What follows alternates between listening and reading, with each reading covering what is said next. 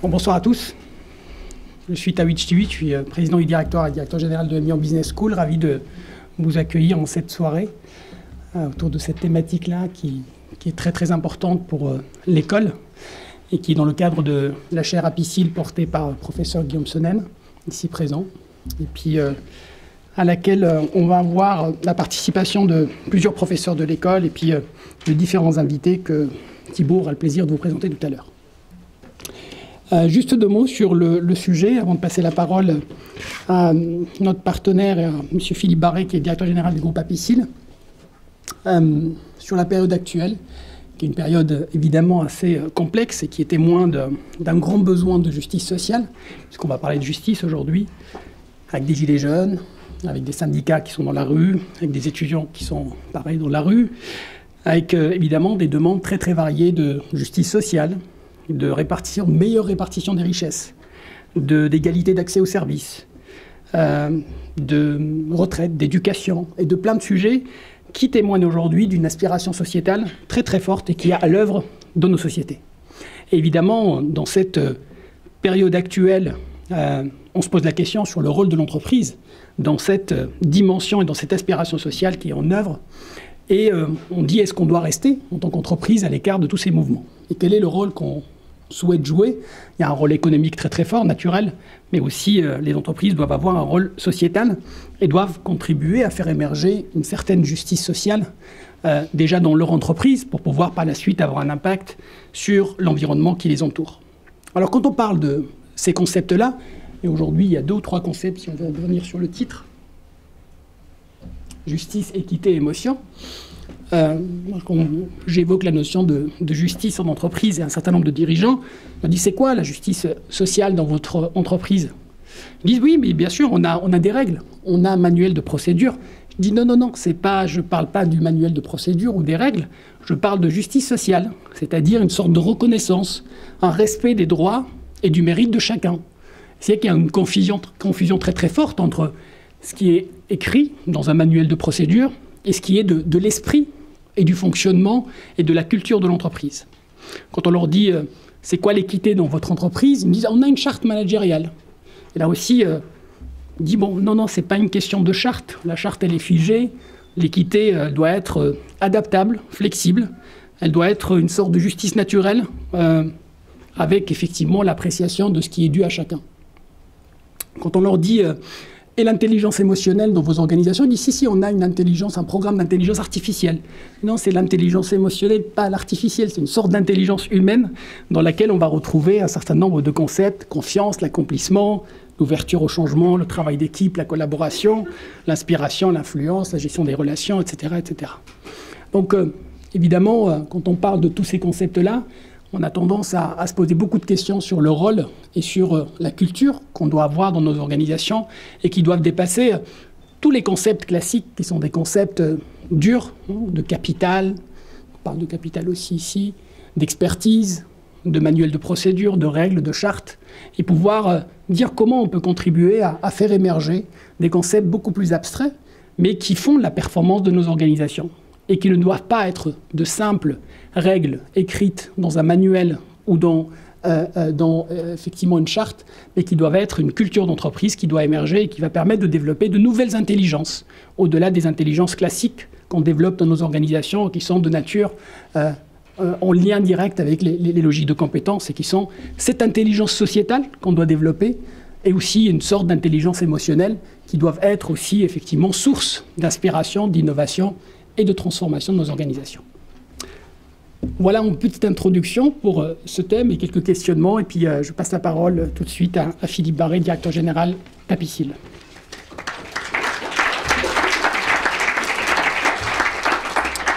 Merci Tawhid. Quelques mots simplement pour expliquer ce qu'Apicil vient faire, non pas dans cette galère, mais dans cette chaire.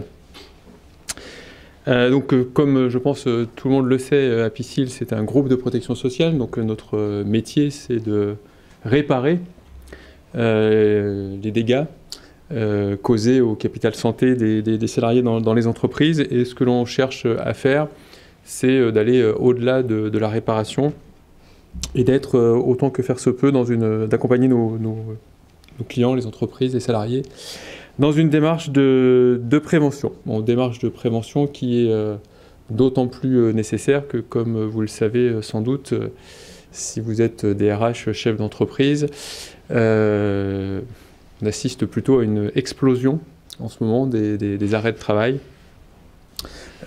qui est sans doute le signe que dans un certain nombre d'entreprises, c'est le sentiment de justice, le sentiment d'égalité n'existe pas ou peu. Alors évidemment, en tant qu'employeur, on a une obligation de prendre soin de la santé de ses collaborateurs. Ça répond à des enjeux économiques. Voilà, il vaut mieux que les salariés soient présents pour que l'entreprise fonctionne en général. Des enjeux de dialogue social à l'intérieur des entreprises. Des enjeux d'image aussi, vous l'avez évoqué un petit peu, c'est un élément potentiellement attractif pour la marque employeur. Des enjeux réglementaires. Et puis je pense aussi à un enjeu sociétal parce que effectivement, il y a beaucoup d'institutions qui ont perdu du sens. Et l'entreprise, c'est avant tout une collectivité de femmes et d'hommes avec un projet. Et je pense que c'est une des dernières institutions dans lesquelles les gens ont encore un peu confiance. Et donc, il faut que les employeurs fassent tout ce qu'ils peuvent pour renforcer cette confiance et faire en sorte que les entreprises soient des lieux d'inclusion et des lieux d'épanouissement. Alors, une fois qu'on a dit ça,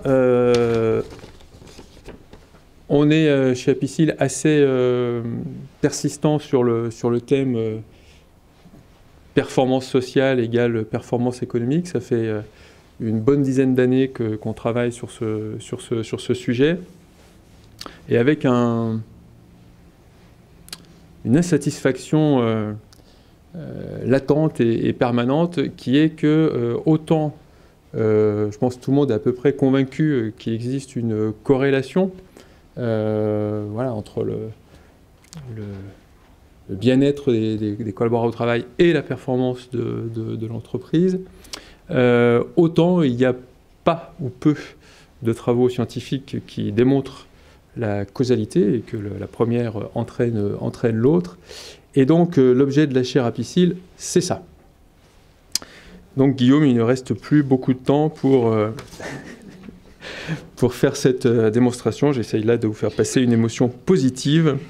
Et donc l'objet de la chaire, voilà, c'est passer de la conviction à la démonstration. Donc pour rappel rapide du fonctionnement de cette chaire, elle se base sur une cohorte d'entreprises qui ont été sollicitées pour faire passer à leurs collaborateurs une série répétée de questionnaires anonymes. C'est la diversité des entreprises, la répétition des questionnaires qui permet de construire la base de données qui ensuite est travaillée par Guillaume Sonnen pour trouver les résultats dont il nous parlera. Donc une cohorte qui est assez variée, hein, c'est plusieurs dizaines de milliers d'entreprises et plusieurs dizaines de sites ou de salariés, pardon, pas d'entreprises, de salariés. Ah bon, super. Donc de salariés, plusieurs dizaines d'entreprises ou d'établissements qui participent à ces travaux. Et donc notre objectif ultime, outre l'aspect scientifique de la chose, c'est bien sûr d'arriver à ce qu'on ait des éléments pour convaincre l'ensemble des entreprises que les investissements sur le capital santé des collaborateurs ne sont pas seulement des investissements exigés par la morale ou par une quelconque éthique, mais bien des investissements qui rapportent et qui se transforment en ROI dans la performance des entreprises. Voilà les quelques mots que je voulais dire en introduction, et donc je laisse Thibaut présenter la soirée et les intervenants. Bonsoir à tous. Je suis Thibault Liorade, journaliste à The Conversation. Pour ceux qui ne connaissent pas, c'est un site d'actualité vu par les enseignants-chercheurs, donc où les enseignants-chercheurs, les universitaires, les académiques viennent apporter leur éclairage sur l'actualité avec leur expertise, ou alors ils viennent nous parler de leurs travaux de recherche, comme Guillaume par exemple, qui en amont de cette conférence a écrit un article qu'on a publié ce matin autour des résultats de la chaire, dont il va parler un peu plus tard. Donc pour la deuxième partie de cette table ronde, après ces mots d'introduction, il y aura une succession de 4 interventions. 3 professeurs de l'EM Lyon. On aura Guillaume Soenen pour commencer, donc professeur associé de management, titulaire de la chaire Apicil Santé et Performance au Travail pour ceux qui ne l'auraient pas compris, et qui présentera donc les derniers résultats des études menées dans la chaire. Ensuite, on passera la parole à Christophe Hague sur la partie émotion, spécialiste de la contagion émotionnelle, qui a fait l'objet d'un excellent livre chez Albin Michel, en attendant mieux sans doute. Et puis on aura une dernière intervention de professeur avec Tessa Melconian, qui est professeur en management et comportement organisationnel. On sera plutôt sur les volets justice et équité. Et les derniers travaux de Tessa portent sur l'exemplarité, qui ont fait l'objet d'un livre, là encore, qui a fait l'objet d'un livre, Pourquoi un leader doit être exemplaire. Et c'est pas si simple que ça. Alors, vous pouvez me rejoindre maintenant. Et puis, oui, j'allais oublier la dernière intervenante, Valérie Cotreau, DRH du groupe Botanique, qui a mis en place il y a 5 ans un programme bien-être chez Botanique. Bien chez Botanique, sur la QVT, qui nous parlera un petit peu du bilan de cette action. On aura un témoignage plus opérationnel cette fois-ci. Voilà, vous pouvez me rejoindre et puis on va commencer tout de suite cette séance d'intervention, cette série d'interventions par celle de Guillaume. Je précise juste qu'il y aura une séance de questions-réponses à la fin, mais on va laisser passer les 4 interventions et puis on fera les questions concernant toutes les interventions d'un coup en une demi-heure à la fin. Guillaume, je vous laisse la parole. Merci. Alors, bonsoir à toutes et à tous, et puis bienvenue encore une fois à Lyon et à cette seconde conférence annuelle de la chaire Apicil. Je vais essayer en 10 minutes d'énoncer quelques messages clairs et puis de partager avec vous des résultats qui viennent juste de sortir. Alors, comme Philippe Barré l'a indiqué de manière extrêmement claire, ce qui nous intéresse dans la chaire Apicil, c'est de dépasser la notion de RPS, de risques psychosociaux. Alors quand on dit dépasser, ça ne veut pas dire oublier. Dépasser, ça veut dire aller au-delà. Mais bien sûr, on conserve une attention extrêmement importante à tous ces risques. Mais on va au-delà en parlant d'une nouvelle notion qui est la notion de capital santé. Et vous verrez que ce glissement sémantique est extrêmement important, puisque lorsqu'on commence à parler de capital, bien entendu, on va pouvoir parler d'investissement. Et l'objectif, c'est bien cela, au final, c'est d'attirer des investissements plus conséquents dans la santé au travail, afin que la qualité de vie au travail soit améliorée, l'expérience de travail soit améliorée, et que l'on puisse, on verra aussi, peut-être mieux vieillir au travail. Et c'est une préoccupation extrêmement importante dans un pays vieillissant comme le nôtre, puisque si on n'y prend pas garde, les équilibres économiques qui nous permettent d'avoir le système dans lequel on vit aujourd'hui, alors de manière imparfaite, mais de manière plutôt sympa si on fait des comparaisons avec d'autres pays, eh bien ce système, il peut être remis en cause si les tendances actuelles se poursuivent. Alors, une petite définition, puisque nous sommes des académiques, comme Thibault nous a présenté, donc on fait un peu dans la définition. Qu'est-ce que c'est que le capital santé? Le capital santé, c'est un agrégat de 3 composants. Vous avez bien sûr la santé physique, ensuite la santé mentale et la santé sociale. Donc c'est une définition qui est basée sur la définition de la santé de l'OMS, qui est une définition qui a été forgée en 1946 et qui est aujourd'hui la définition la plus communément acceptée. Avec une importante contribution ici, c'est que nous considérons la santé non pas seulement au niveau de l'individu, mais également au niveau du groupe, avec l'argument suivant: il existe un capital santé au niveau des équipes et au niveau des entreprises. Pour s'en convaincre, il suffit de se souvenir de la dernière fois où l'un de vos collaborateurs proches a été lui-même malade et au surcroît de travail que cela a engendré pour vous et à l'excès de stress que cela a produit. Et donc, si on essaye de comprendre ce lien, on voit bien que non seulement la santé de l'individu importe, mais la santé de l'équipe dans son ensemble importe. Donc, c'est une notion collective, le capital santé, également. Ce n'est pas seulement une notion qui existe au niveau individuel. Alors, la démonstration maintenant, c'est-à-dire le lien entre la performance et le capital santé. Alors, vous vous rendez compte, bien entendu, que c'est extrêmement compliqué en sciences sociales d'établir une causation. Puisqu'il faut des outils de mesure qui sont très coûteux à construire. Et donc l'étude STPC, sans le soutien effectivement d'Apicil, on n'aurait jamais pu le construire, et c'est ce qui fait la force de ces mécénats pour nous, chercheurs en sciences sociales. Donc voilà, il n'y en aura qu'un des comme ça, hein, le graphique, mais c'est celui dont on est le plus fier à l'heure actuelle, parce que celui-là, il n'y a pas franchement d'équivalent. En abscisse, vous avez pour 53 entités opérationnelles le taux de satisfaction client. Le taux de satisfaction client des clients, c'est-à-dire c'est pas quelqu'un qui a répondu à un questionnaire dans STPC, c'est pas des données qu'on a inventées, c'est des données qui existaient déjà, et c'est la satisfaction vis-à-vis de l'entité, la qualité du service apporté par cette entité. Et donc en API, vous avez le capital santé qui est ici noté entre 0, ici le 0 est là, puis ça va à moins 2,5, les entités où vous avez en moyenne des salariés qui sont vraiment pas en bonne santé, et puis ici 1,5 des entités où vous avez au contraire des salariés en excellente santé. Ce que vous voyez, c'est une très jolie association linéaire. Il y a un R2 de 17%, c'est-à-dire qu'on peut expliquer 17% de la performance au sens de l'évaluation de cette performance par les clients à travers la notion de capital santé, et ceci quand on contrôle évidemment pour l'âge et l'ancienneté des salariés, puisque je vous invite toujours à faire attention aux comparaisons statistiques sur la santé. Le premier critère à prendre en compte, c'est l'âge. Donc si vous voyez les analyses qui ne contrôlent pas mathématiquement pour l'âge, elles ne veulent rien dire. Voilà.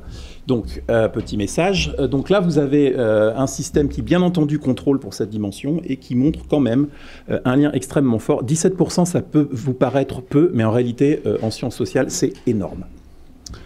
Donc, premier élément de démonstration que nous avons pu produire. Deuxième élément qui, lui, est plus classique, on a fait un calcul tout simple. On s'est dit, mais c'est... il y a de l'absentéisme, évidemment, qui est lié à ce capital santé. Puis quand ce capital santé augmente, l'absentéisme diminue. Donc on a fait un petit calcul économique tout simple. Et combien ça coûte de remplacer, de sur-remplacer, en fait, ces individus. Et en fonction des hypothèses qu'on prend, on arrive à des chiffres entre 500 et 1500 euros d'économie par an. Alors quand je parle d'économie, il faut bien comprendre que ce n'est pas une économie pour l'entreprise elle-même, puisqu'en fonction de sa taille, par exemple si c'est une petite entreprise et qu'elle est au forfait, ou si c'est une grande entreprise, la manière dont les assureurs vont rembourser ce manque à gagner, bien sûr, va varier. Mais au final, il y a toujours quelqu'un qui paye. Donc c'est vous et moi. Qui payons au final. Donc quand on parle de coût social de l'absentéisme, il est là. Rien n'est gratuit, et bien évidemment, si ce sont les assureurs qui payent, c'est que les cotisations d'assurance leur permettent de le faire. Or, les cotisations d'assurance, c'est vous et moi qui les payons. Voilà. Donc ça, c'est pour les premiers éléments de démonstration. Alors, je vais passer au thème sur lequel je voudrais m'attarder un petit peu plus ce soir avec vous, c'est la notion de douleur chronique. Alors, pourquoi douleur chronique ? Vous allez le voir, on a des résultats assez impressionnants lorsqu'on prend en compte cette dimension. Donc, afin de vous engager un petit peu dans notre présentation, on va faire un petit test avec vous. Donc pour ceux qui l'ont, je vous enjoins à vous connecter, si vous pouvez, sur votre téléphone, sur le site www.slido.com et à rentrer le code S451.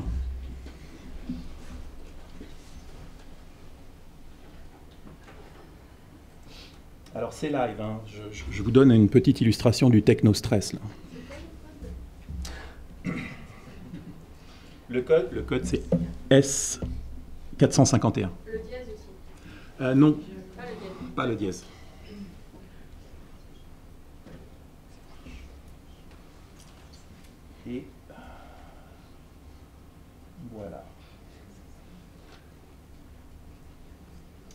vous devriez voir apparaître 2 questions.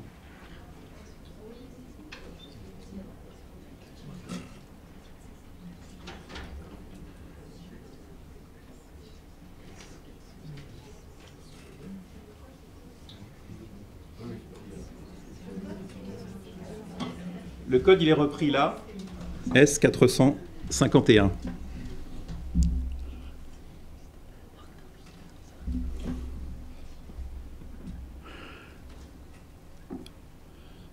Voilà, 14.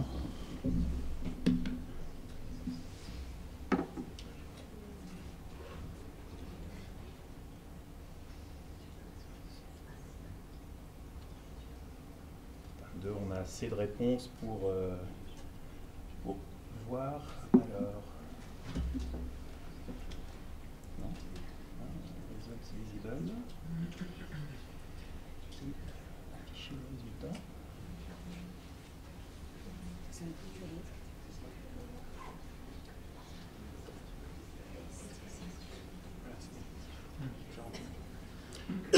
bon.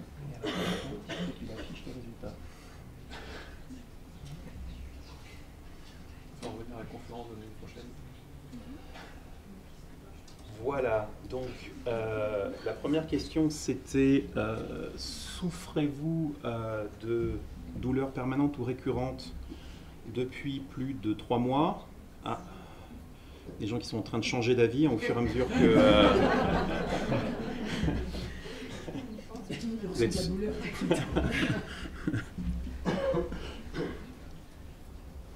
Alors, sur 56 personnes, 48, 50%, c'est beaucoup. C'est peut-être en rapport, alors je veux froisser personne, bien entendu, hein, mais c'est peut-être en rapport avec la moyenne d'âge de l'audience. Parce qu'effectivement, les douleurs augmentent avec l'âge. Ça aussi, c'est très largement documenté, c'est pas moi qui le dis, hein. Et puis il y avait une deuxième question où on vous demande quel est le niveau de cette douleur. Alors ça, c'est la question classique que vous posent les médecins, hein, si vous arrivez aux urgences sur une échelle de 1, pas du tout de douleur, à 10, la douleur la plus horrible que vous pouvez imaginer. Quelle est la douleur que vous ressentez en moyenne? Et là, vous avez la distribution des réponses avec un score moyen de 4, 4,1, voilà. Donc, dans la population française, il y a 30% des gens qui souffrent de douleurs chroniques et il y en a 20% qui souffrent de douleurs chroniques avec une intensité moyenne de plus de 5 sur cette échelle. 30% de la population active, hein, ça fait beaucoup de monde. Et une douleur qui va au-delà de 5, ça commence à être relativement significatif. Dans STPC, nous retrouvons ces résultats. Nous avons 29% des participants à l'étude qui déclarent avoir comme cette douleur chronique. Alors, douleur chronique, c'est une douleur permanente ou récurrente qui est installée depuis plus de 3 mois et qui globalement dépasse la durée normale de la maladie ou de l'accident sous-jacent qui a causé la douleur la première fois. Donc vous vous cassez la jambe, si vous avez mal, c'est pas une douleur chronique, hein, c'est normal. Mais si vous avez mal 6 mois plus tard, là c'est pas normal. Hein. Donc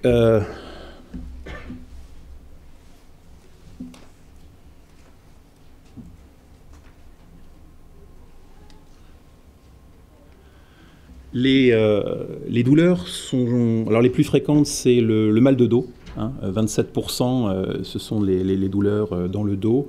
Ensuite, vous avez les maux de tête ou les migraines pour 15%. Le mal au cou, le cervical, surtout les cervicales qui se bloquent ici, 15%. Et puis ensuite, des douleurs au visage. Donc, les formes que prennent les douleurs chroniques sont extrêmement variées et les causes sont également extrêmement variées.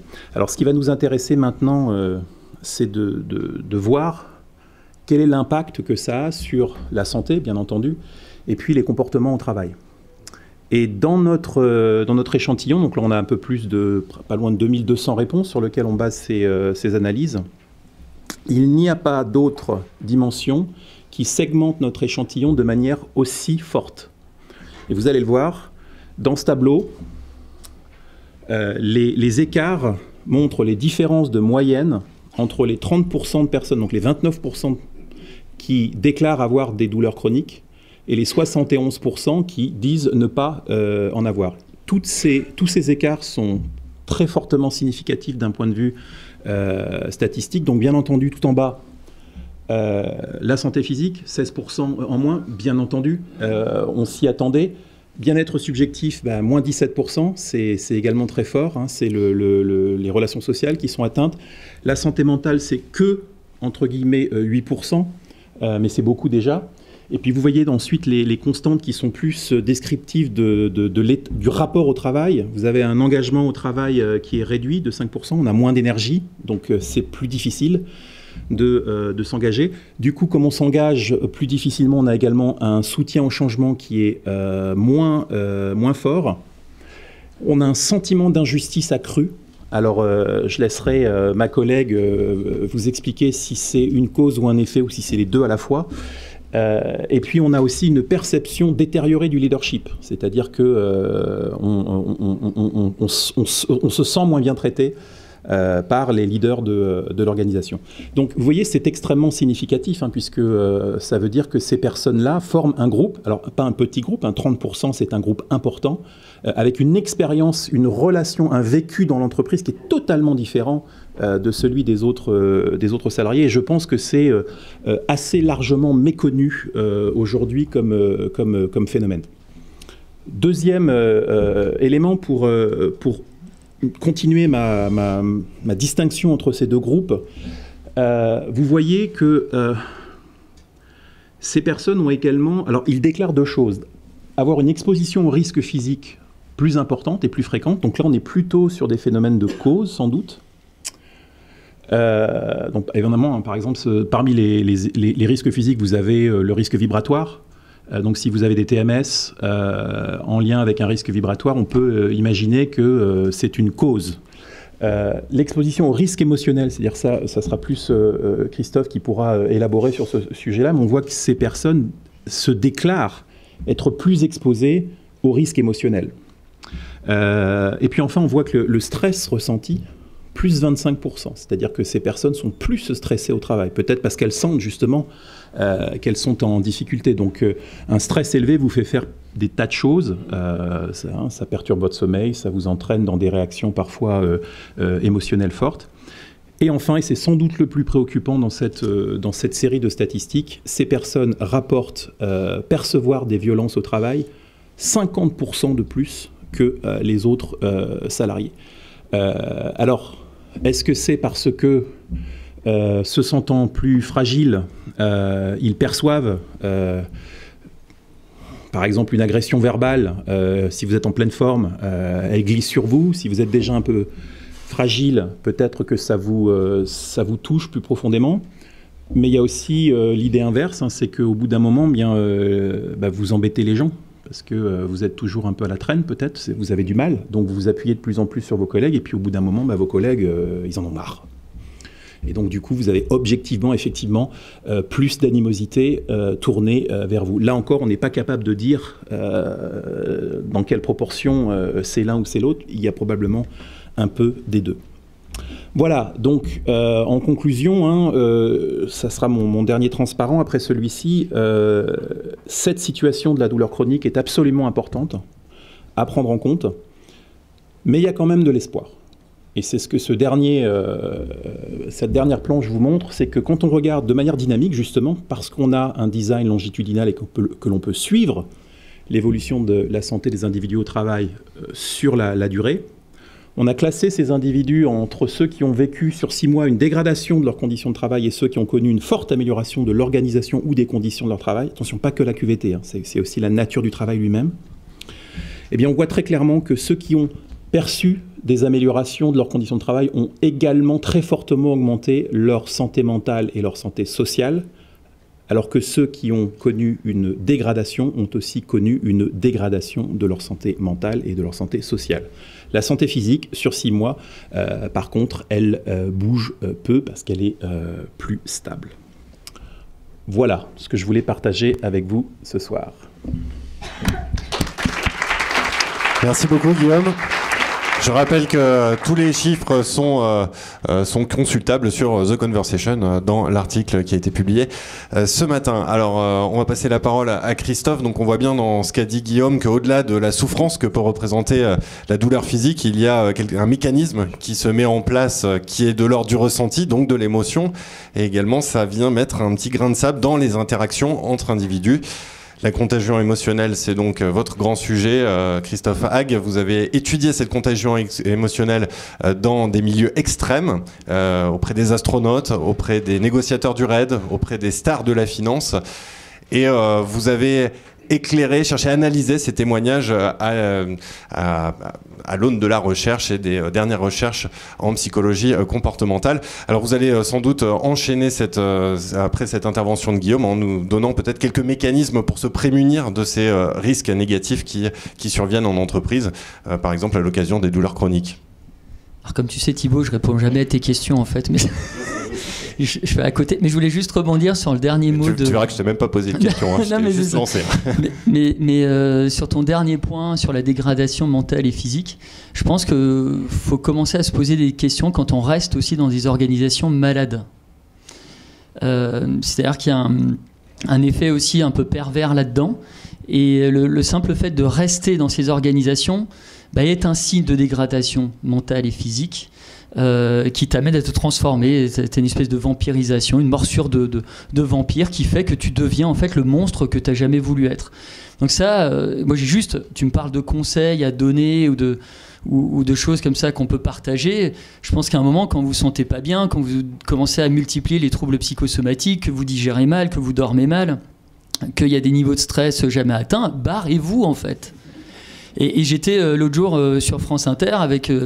on me posait une question, c'était dans un autre cadre d'un couple, et j'avais quelqu'un qui me disait tiens, ça fait 15 ans que je suis avec mon conjoint, donc il est accro à la cocaïne, il me tape, il m'agresse verbalement, il a fait à peu près 3 cures de désintox, on a essayé à peu près 4 ou 5 thérapies conjugales. Et en fait, ça marche pas. Et donc l'auditrice nous demande mais qu'est-ce qu'on fait ? Je lui dis à peu près la même chose, barre-toi en fait. Parce qu'à un moment, tu te fais contaminer par les émotions toxiques d'autrui. Et c'est vrai que c'est un peu le sujet que je traite en ce moment, qui est de dire que les émotions, alors qu'elles soient bénéfiques ou toxiques, elles sont extrêmement contagieuses. Et donc quand tu évolues dans un environnement qui est lui-même toxique, tu les attrapes très vite et ça a un impact sur ta santé, à nouveau physique et mentale. Alors comment ça marche ? Il y avait une expérience, moi, que j'aimais bien, qui avait été portée sur Cassius Clay, qui montrait qu'il fallait à peine 230 millièmes de seconde à Cassius Clay pour repérer un signal lumineux et réagir par un uppercut à ce signal-là. Vous placez 2 personnes dans une pièce, il leur faut à peine 21 millièmes de seconde, c'est le temps de projection d'une image au cinéma, pour que ces 2 personnes synchronisent leur corps et leurs émotions. Alors après, ils peuvent être en dissonance, ça peut arriver. Mais en tout cas, le premier réflexe, c'est un réflexe d'accommodation, parce qu'on ne veut pas être rejeté social, parce que quand on est rejeté socialement, ça active dans le cerveau la même zone que quand on vous pète le tibia, donc à moins d'être sadomaso, vous avez juste envie d'éviter cette forme d'activation très déplaisante. Donc là, la question qui se pose, c'est si c'est si facile à attraper les émotions, et donc à transmettre, finalement, quel type d'émetteur vous avez envie d'être ? Et là, je m'adresse notamment aux personnes qui... je m'adresse à tout le monde, mais aux personnes aussi qui ont des postes à responsabilité, qui ont un niveau de visibilité qui est supérieur à la moyenne, donc qui bénéficient d'un degré d'attention supérieur à la moyenne, donc qui sont des agents pathogènes encore plus puissants que la moyenne. Et un grand pouvoir implique de grandes responsabilités. Alors, on a les références qu'on a. Qu'est-ce que tu veux être ? Est-ce que tu veux émettre des émotions toxiques ou des émotions bénéfiques ? Et là vient la notion d'empreinte émotionnelle. Et moi, je pense qu'au même titre qu'on fait un examen de conscience de notre empreinte carbone, on devrait aujourd'hui faire un examen de conscience de notre empreinte émotionnelle. Et on ne le fait pas assez. Et c'est le premier geste écologique à avoir. Quand vous avez vous traversez une période de turbulence dans un avion, que les masques à oxygène tombent, ce que tu fais, ça tombe, tu mets d'abord le masque sur toi. Ça, on sait bien le faire. On est dans un des pays où vous avez le niveau de narcissisme le plus élevé. Mais tu oublies juste pas, à un moment, quand tu as quelqu'un en position de faiblesse à côté, que ce soit ton gamin, que ce soit quelqu'un d'autre, une personne âgée, de lui mettre aussi le masque à oxygène pour la préserver. Donc je pense que là, on est notamment lorsqu'on a un poste à responsabilité, ben ouais, on a une mission de vie en fait. Et cette mission, c'est préserve-toi et après préserve aussi autrui. Et ça renvoie à cette notion d'empathie plus globalement. Je veux dire, aujourd'hui, on sait qu'une poule ou une perruche ondulée est capable de démontrer de l'empathie. Je ne vois pas pourquoi l'espèce humaine, qui est tout en haut là, de la hiérarchie, elle ne serait pas capable de le faire. Les cétacés le font, les singes le font. Vous avez des singes voilà, qui refusent de prendre de la nourriture s'ils savent qu'en acceptant cette nourriture, il y a des chocs électriques qui sont administrés finalement à leurs congénères. Ils refusent de se nourrir. Ils sont même prêts à faire la grève de la faim. C'est ce que montrent des recherches il y a quelques années. Donc pourquoi est-ce que nous, on ne le fait pas ? On ne le fait pas parce que je pense qu'on est tout simplement englué dans ce que j'appelle moi un hum émotionnel négatif. Hum, H-U-M, je ne sais pas si vous en connaissez ce mot.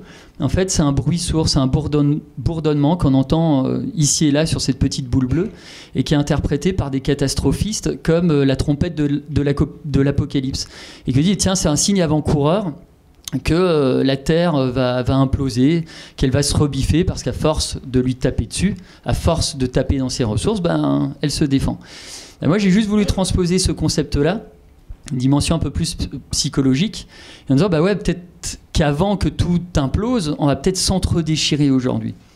On est parti sur un surplus d'émotions toxiques dans la société. Vous avez un célèbre psychologue qui disait la chose suivante, le cerveau humain, il agit sur les expériences négatives comme du velcro et sur les expériences positives comme du téflon. Bon, l'image veut tout dire. C'est extrêmement difficile de décroter ces émotions-là et en plus, elles s'ancrent facilement dans nos esprits et dans nos têtes avec toutes les conséquences physiologiques, physiques, psychiques qu'on connaît. Donc face à ça, qu'est-ce qu'on peut faire pour renverser un petit peu la vapeur ? Eh bien, je pense qu'on est la réponse de cette réponse collective. La réponse individuelle est une réponse en fait collective quand on part du principe qu'on peut contaminer autrui et qu'on peut, comme ça, en démontrant, en affichant certaines émotions contagieuses, eh ben, renverser le climat émotionnel. Dans son équipe, quand on est le patron, 50 à 70% du climat émotionnel est directement fonction des émotions du patron.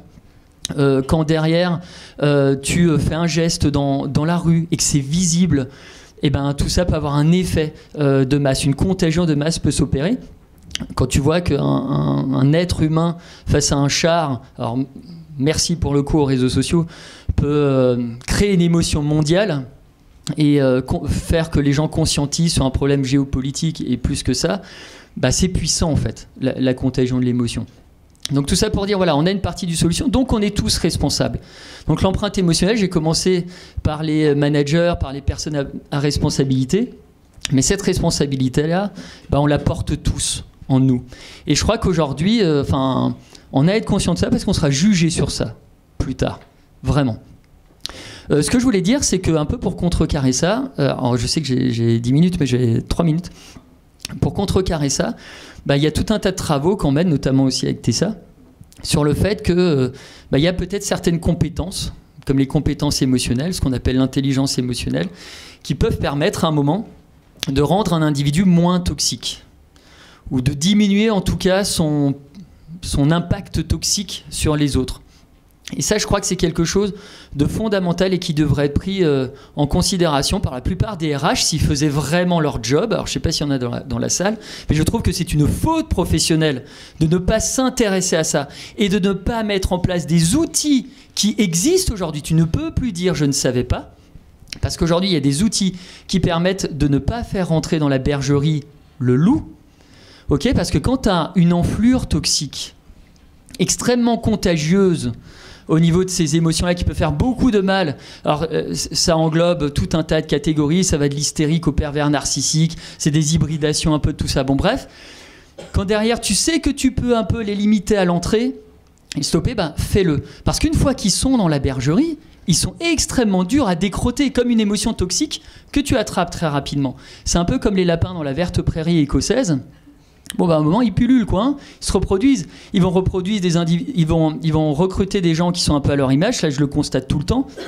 Je bosse avec pas mal de grands patrons, notamment 3 du CAC 40, qui sont là-dedans, qui évitent que finalement la partie Mr. Hyde recrute à la place de Dr. Jekyll. Donc, ils sont toujours quasi une espèce de schizophrénie. Donc là aussi, il y a un enjeu fort en termes de RH. Qu'est-ce que tu fais pour filtrer ces profils-là ? Eh bien, mets par exemple à l'entrée des tests fiables d'intelligence émotionnelle comme le QE Pro, test Made in EM Lyon, dont on vient de soumettre là un papier sur sa qualité psychométrique, etc. Et c'est un test qui est spécifiquement dédié aux managers et aux dirigeants d'entreprise. Mets ça en place. C'est un test de performance en plus. Donc les gens doivent performer à ce test-là.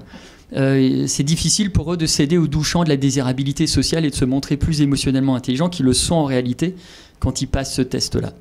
Donc là, il y a des choses qui existent. Et pour finir, parce que je ne veux pas être trop long, en 15 secondes, dites-vous juste que vous avez un CDD de vie sur cette petite boule bleue. Qu'est-ce que tu en fais ?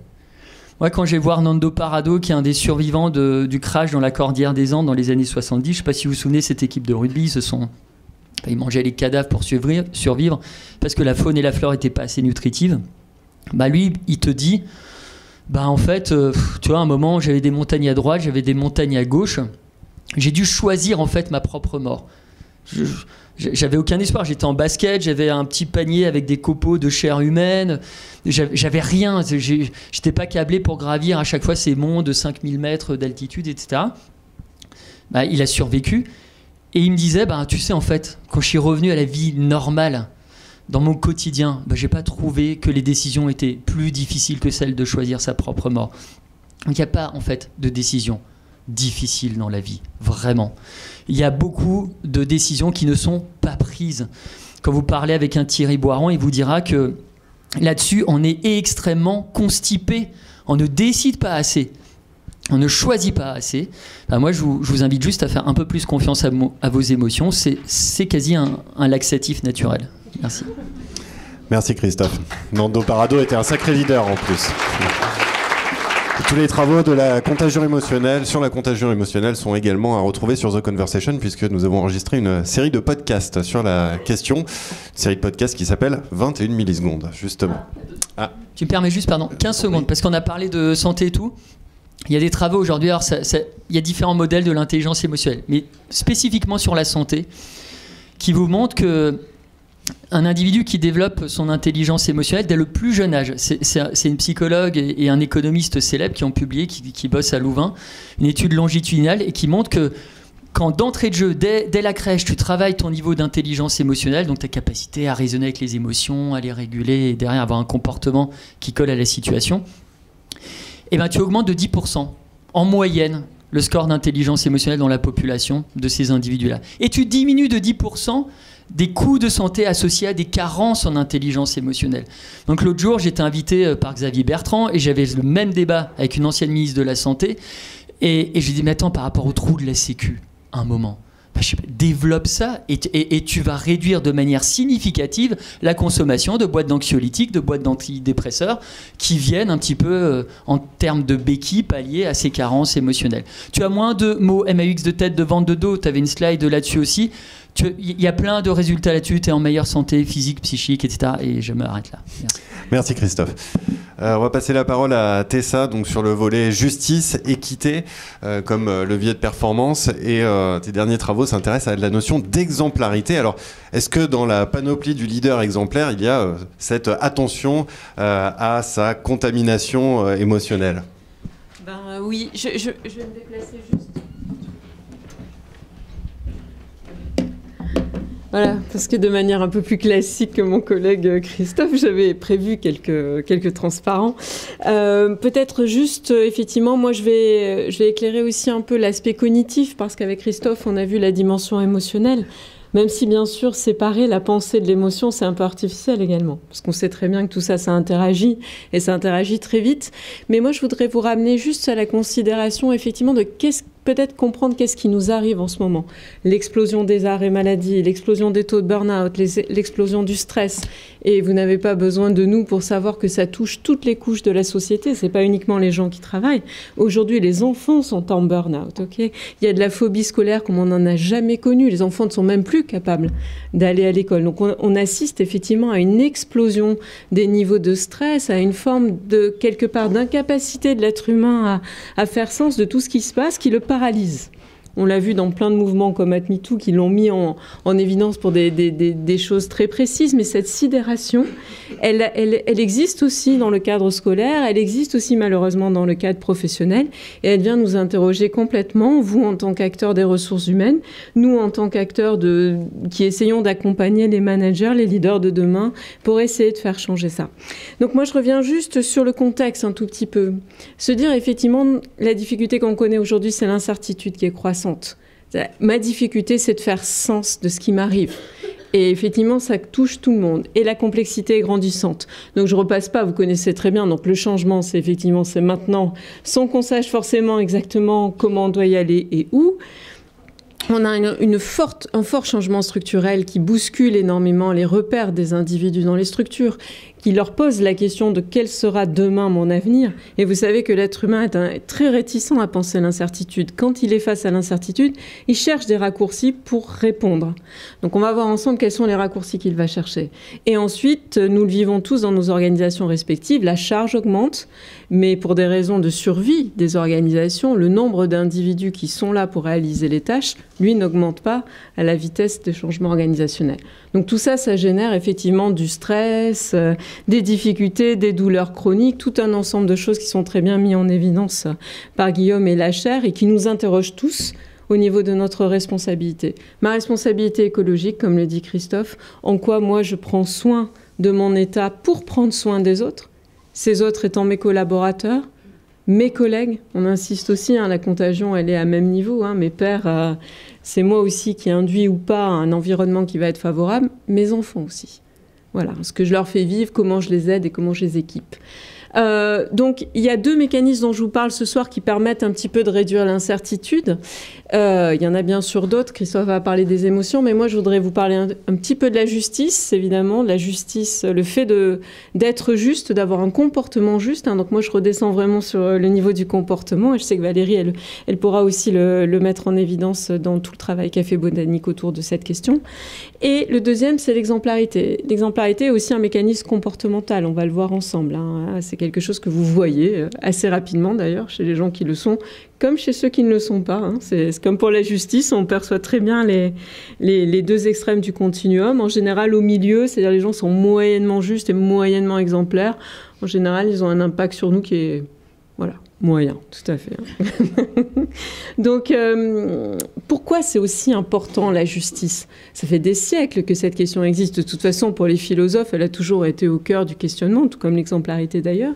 Mais effectivement, en ce moment, les managers sont extrêmement sollicités sur ces questions, extrêmement rejetés par le corps social quand ils ne sont pas à la hauteur des attentes de la justice. Donc, c'est aussi quelque chose de lourd pour les managers et les leaders aujourd'hui. Donc, c'est important de regarder ça ensemble. Donc, vous connaissez assez bien la notion de l'équité, qui est plutôt liée à la justice de ce que je reçois. Parce que ce que je reçois, je pense que c'est juste par rapport à ce que j'ai donné.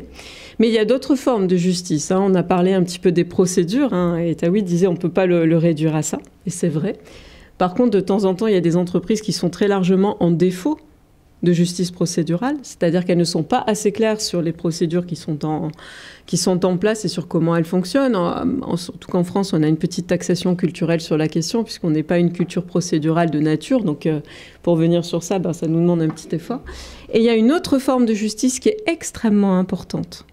C'est la justice interactionnelle. C'est la manière dont je vais vous traiter au moment où je vous annonce une décision qui ne vous est pas favorable, ou même si la procédure, effectivement, qui a été choisie pour régler le problème n'est pas parfaite, il y a aussi le moment où je vais vous le dire.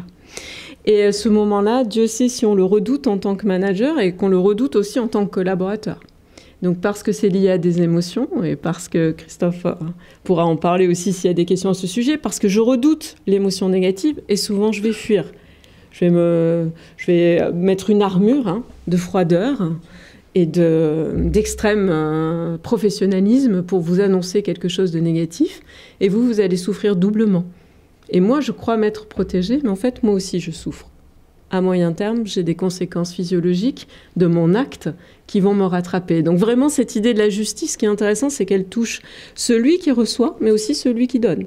Donc en fait, dans ces dimensions-là, c'est tout comme l'exemplarité. Ça touche les deux aspects du continuum.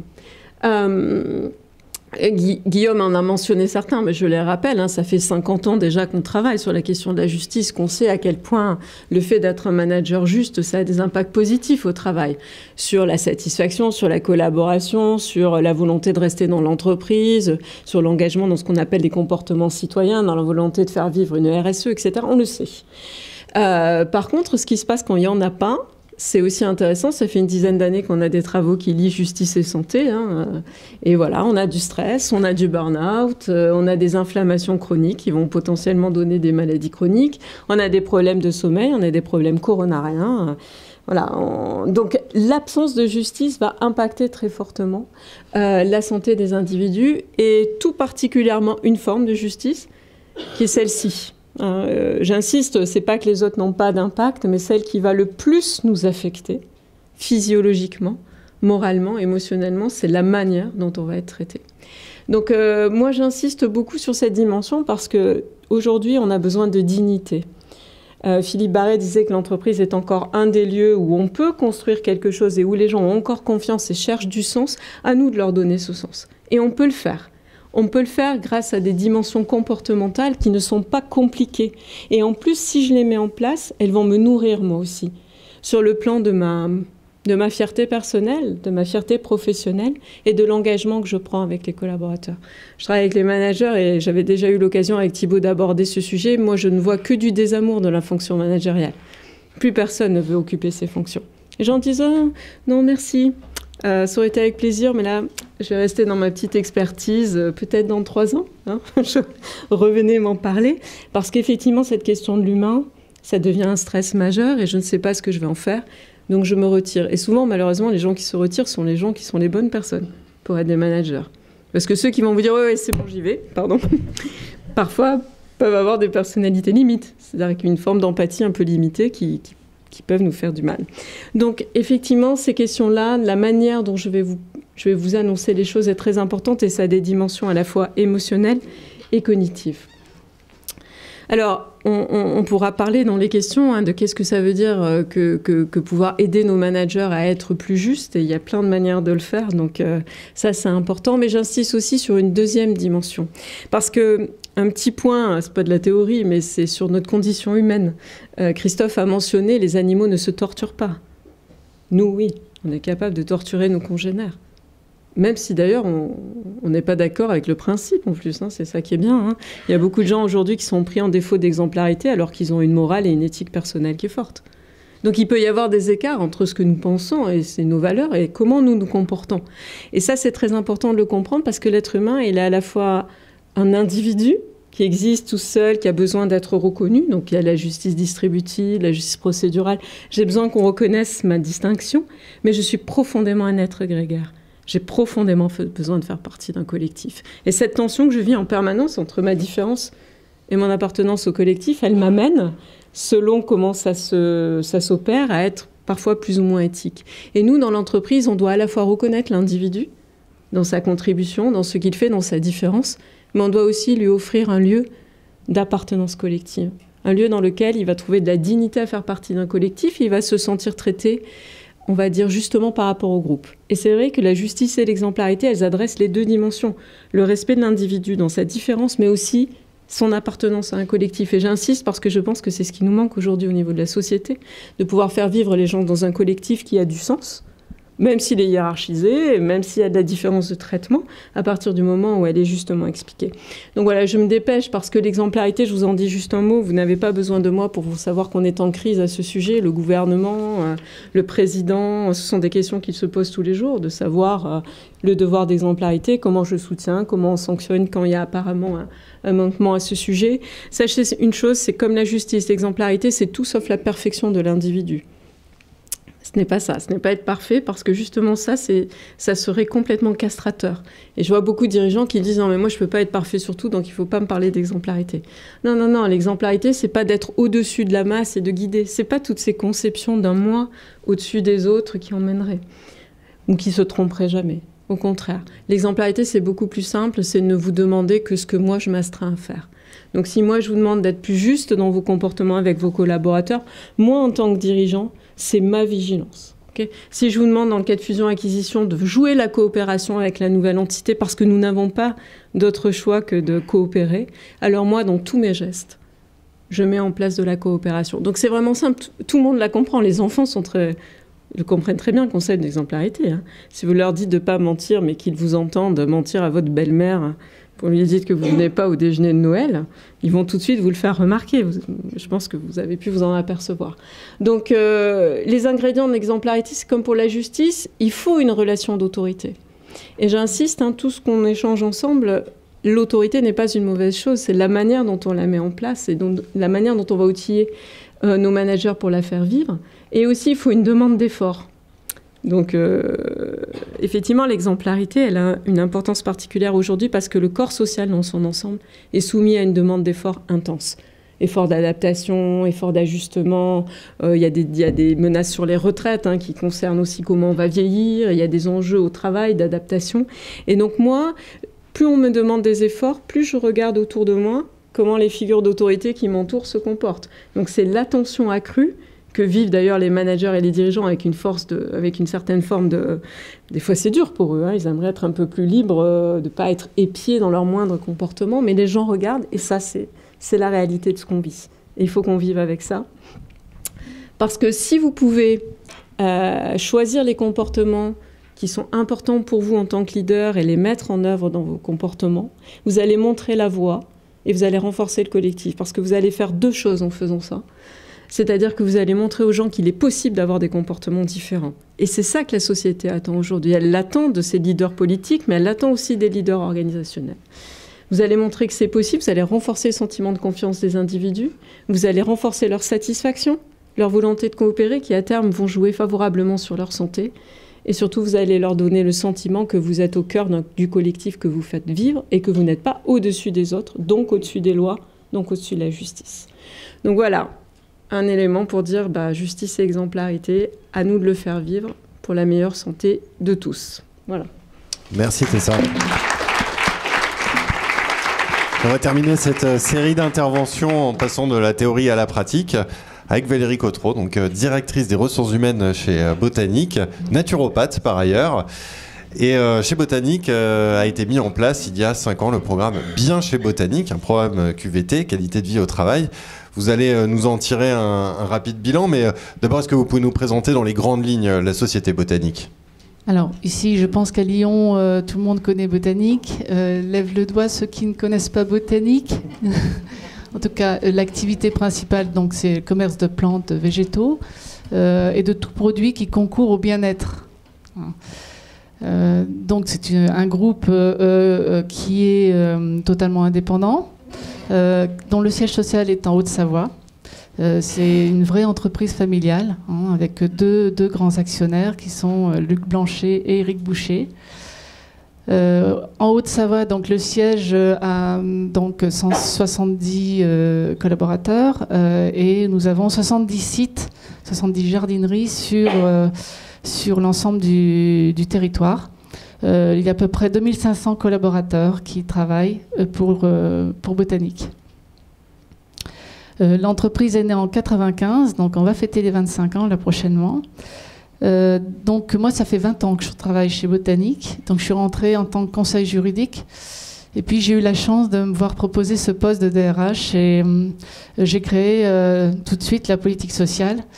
Et très rapidement, je me suis dit que j'étais un peu limitée en termes de formation et très vite je me suis intéressée à l'organisme humain, la médecine et c'est pour cela que j'ai engagé pendant 3 ans et demi des études d'éducatrice de santé donc pour mieux connaître l'organisme, le fonctionnement du corps humain.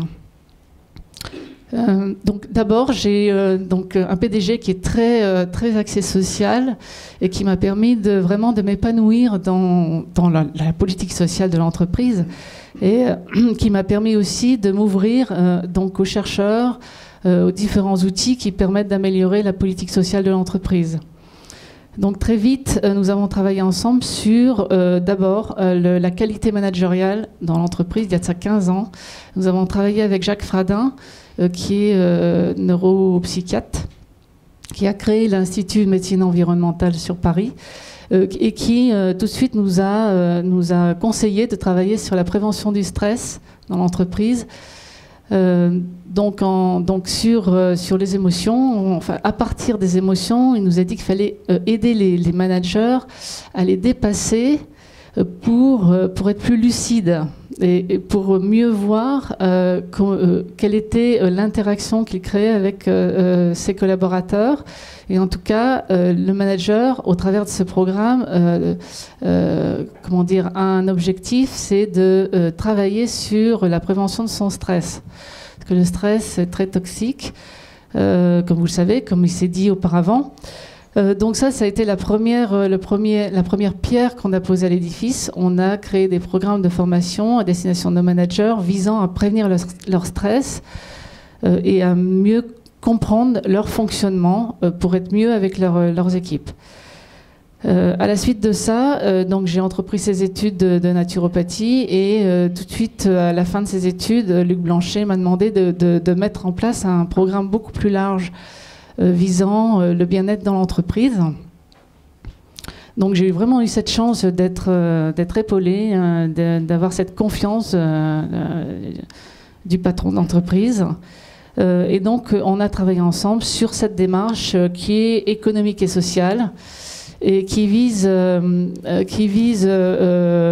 un même mouvement à ancrer un climat sain et bienveillant dans l'entreprise, à insuffler des bonnes pratiques, à sensibiliser les collaborateurs à prendre soin d'eux-mêmes tant au travail que chez eux et à développer la performance individuelle et collective. Donc c'est vraiment une stratégie globale qui doit être profitable à tous. Donc j'ai résumé ici sur cette slide qui apparaît le programme Bien chez Botanique qui fonctionne, je me permets, je me mets debout, je me sens mieux, qui fonctionne sur la base de 3 piliers. Et donc vous voyez, il y a différents outils qui concourent, qui concourent à améliorer le bien-être et donc l'efficacité au travail. Donc le premier pilier concerne la relation avec les autres. Donc pour moi, c'est un pilier qui est fondamental. Donc dans ce pilier, nous visons à ancrer des relations positives et constructives au quotidien dans l'entreprise. Donc en améliorant la qualité managériale. Donc sur ce thème de la qualité managériale, nous travaillons régulièrement avec des scientifiques. On a travaillé donc avec Jacques Fradin, je vous l'ai dit, et on a travaillé aussi avec Thierry Nadizi, que vous connaissez peut-être, sur le management juste. Et donc l'idée, c'est d'éveiller nos managers sur différents outils qui concourent à améliorer la relation, qui concourent à leur faire sentir l'importance de leur développement personnel pour exercer leur fonction. Sur ce premier pilier, on a mis aussi en place un outil que je trouve vraiment intéressant, qui est la charte éthique des bons comportements dans l'entreprise. Et en fait, c'est ce qu'on veut voir au quotidien dans l'entreprise pour bien vivre dans la communauté. Donc dans cette charte, on souligne l'importance de l'attitude de chacun dans son comportement en arrivant à l'entreprise et dans sa relation avec les autres. Et on explique aussi qu'on ne veut pas voir de harcèlement. On explique vraiment ce qu'on ne veut pas voir dans l'entreprise.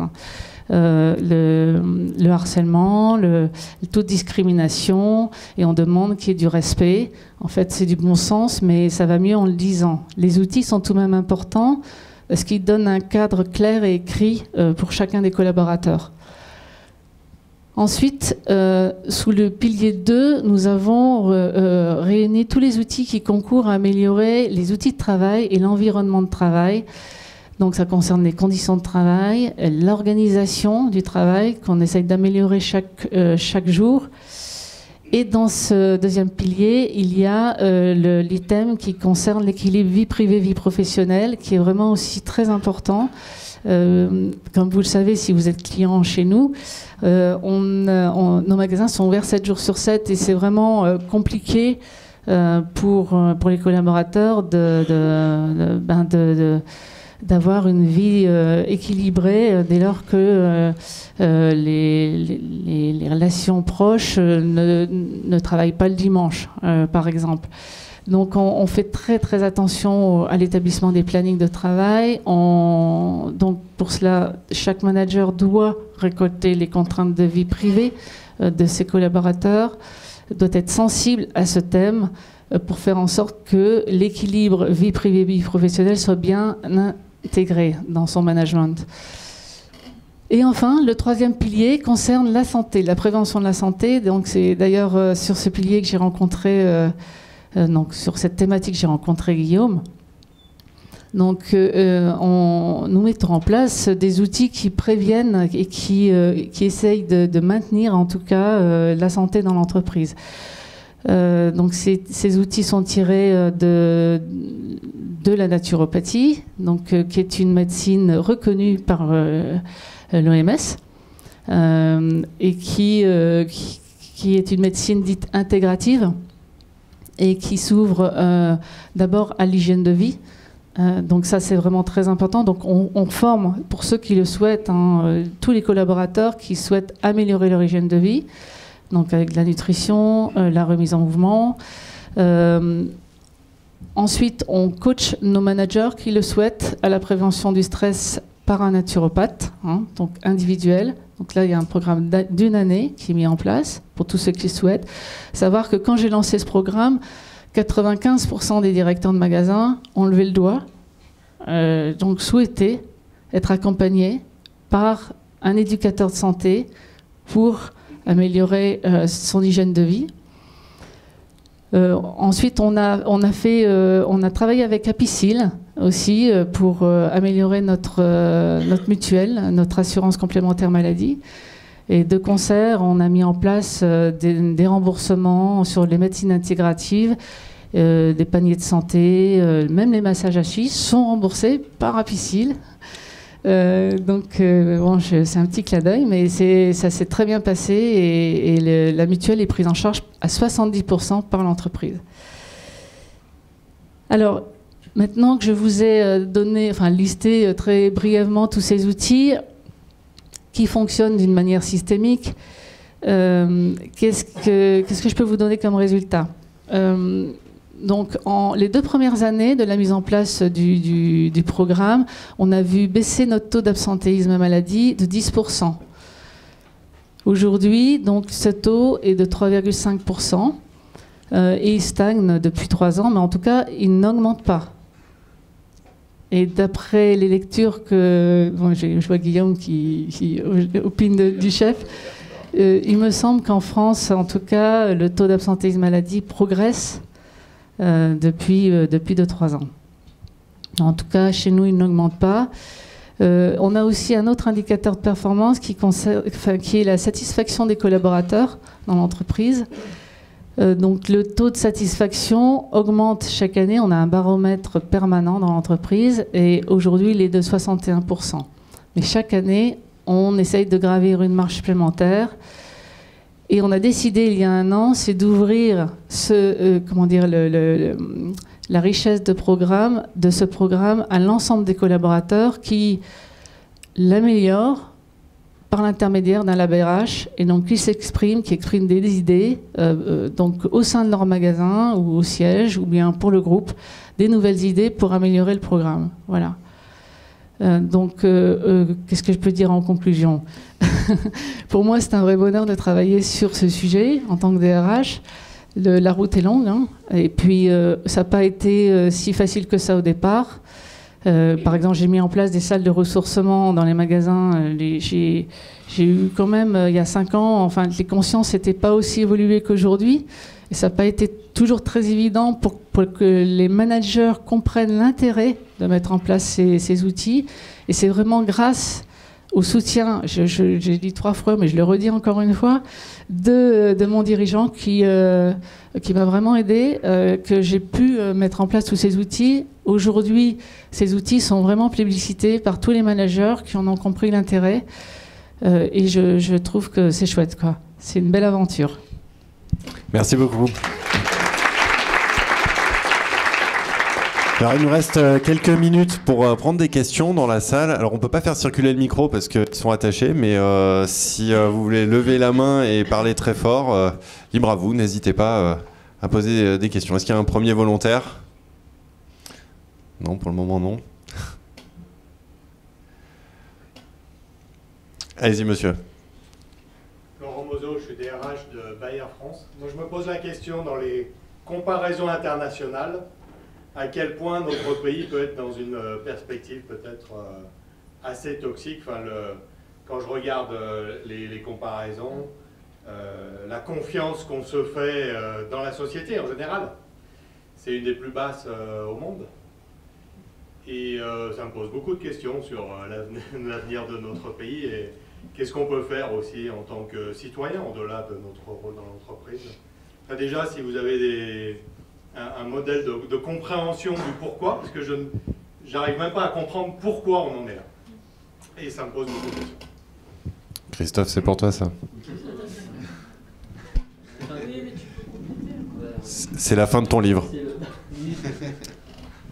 Ouais, Christophe complétera, mais c'est vrai qu'en France, on est un des derniers pays d'Europe pour la satisfaction des relations manager-collaborateurs. On est un des derniers pays... Oui, on a des collègues à nous qui ont écrit un bouquin intéressant qui s'appelle « La fabrique de la défiance ». Il semble bien qu'effectivement, pour une part, on génère cette absence de confiance. Je pense que, et pour certains chercheurs, ça prend son origine dans le système scolaire, effectivement, tel qu'on le conçoit aussi, où on expose quand même beaucoup les enfants à des logiques de classement qui ne sont pas évidentes à tenir. Je dirais aussi qu'en France, les relations sont très politisées au sein de l'entreprise, c'est-à-dire on a un contexte un petit peu qui n'est pas neutre comparé à nos voisins allemands ou d'autres qui ont une autre conception, mais c'est vrai que pour les managers français, faire leur métier, c'est encore plus difficile, effectivement, que dans d'autres pays. Et on leur met aussi beaucoup de responsabilités sur l'insatisfaction. Donc c'est vrai, vous avez raison de le pointer, qu'on est quand même dans une situation, et on dégringole un petit peu, je vous l'accorde, on n'a pas encore trouvé les moyens de rétablir et peut-être de relancer une forme de justice sociale en bloquant aussi les accès des gens au poste. Ça, c'est une spécialité française aussi. Si vous n'avez pas un certain type de diplôme, vous n'accédez pas à certains postes. Même si vous êtes bon, ça pose quand même un problème de justice au bout d'un moment pour l'investissement. Alors en complément, il y a beaucoup de choses à dire sur ça. Et juste dans les constats, avant d'aller sur les causes, l'émotion la plus fréquemment ressentie, pas forcément exprimée publiquement dans les entreprises, est la jalousie. Et je ne sais pas pourquoi. Je suis tombé, je gardais mes enfants dimanche et tout. Et je tombe un moment sur Michel Drucker. Et je vois hier, il y a un débat entre Lucchini et Patrick Bruel, qui vit des moments un peu compliqués. Et à un moment, Lucchini dit, mais ce qui est remarquable chez ce type, chez cet artiste, en parlant de Bruel, on a les références qu'on a, et lui dit, mais c'est qu'en fait, il se réjouit de la réussite des autres. Il dit, mais dans mon métier, c'est absolument fou. Personne n'est dans cet état d'esprit. Et d'un coup, Drucker, ou je sais pas qui, lui pose la question, mais et vous, Lucchini? Ah, mais moi, je suis dans la détestation complète des autres artistes. Je regarde quand ils font pas ça le comble dans tel ou tel... Je m'en réjouis, je m'en délecte, quoi. Il était là-dedans. Donc ça vous traduit déjà, on est dans... Effectivement, c'est, j'allais dire, une exacerbation symptomatique de cette défiance qu'on a vis-à-vis des autres, de cette compétition vis-à-vis des autres, et on la retrouve dans différents types de métiers. Et ça, effectivement, ça ne fait pas trop avancer le schmilblick, parce que, comme disait Louis Schweitzer, quand tu es dans une boîte et que pour prendre l'ascenseur promotionnel, tu ne comptes que sur la défaite de l'autre, ça ne marche pas. Et économiquement, derrière, au bout d'un moment, ça s'écroule aussi. Et lui a toujours voulu combattre, en fait, ce phénomène-là.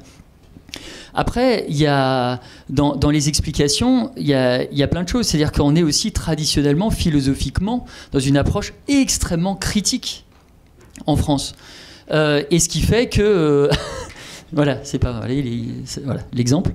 Et donc voilà, donc on est clairement là-dedans. Donc c'est vrai que c'est toujours dur. Pareil, l'autre jour, je discutais avec un animateur télé qui était avant journaliste sur BFM, qui faisait de l'infobésité en continu.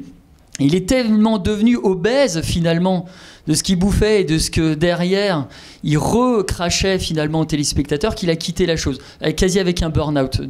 Voilà, il était à 2-3 pans psychiques de le subir. Il dit même les good news, en fait, on tourne pour voir ce qui ne marche pas, parce que ça fait plus buzzer, parce que tout ça. Donc il y a une vraie... Et puis après, on a traversé... Enfin, 2007, depuis 2007, c'est une des plus grosses crises économique, sociétale, qui est connue aussi la civilisation. En termes, à nouveau, je compare pas ça avec lorsqu'on guerroyait, etc. Mais d'un point de vue psychique, c'est extrêmement difficile. Donc on baigne encore là-dedans. Donc il y a dans le classement des peurs, parmi les peurs les plus fortes, il y a la peur pour ces gamins, parce qu'on se dit, ok, niveau benchmark, derrière, qu'est-ce qu'ils vont faire? Il y a la peur soi-même de se sentir rejeté. Et ça, on le voit avec les réseaux sociaux. Un célèbre publicitaire disait le diable s'habille en GAFA. Je pense qu'il a vachement raison. Cohen avait une tribune comme ça face à Zuckerberg, je ne sais pas si vous l'avez vu, qui est en train de buzzer sur YouTube, qui est extraordinaire, qui dit voilà, ces types-là ont perdu en fait la responsabilité ou le sens des responsabilités par rapport à ce qu'ils laissent faire, et au nom d'une liberté d'expression il se passe des trucs supra dégueulasses aussi. Donc on est aussi là-dedans, et il y a un phénomène psychique qui a été mis en avant, qui s'appelle le FOM, Fear of Missing, par des chercheurs, et qui est le fait d'être quasi addict en fait à des communautés sur les réseaux sociaux. Et dès que tu t'éloignes un petit peu de la news, de l'info, du fil conducteur du truc, tu ressens une angoisse qui est totalement fantasmée. C'est un espèce de décor en carton-pâte à la Ray Harryhausen des années 40 qui s'écroule comme ça, mais ça s'écroule en fait pas si facilement que ça. Et les gens véhiculent comme ça des pointes d'angoisse qui sont extrêmement énergivores.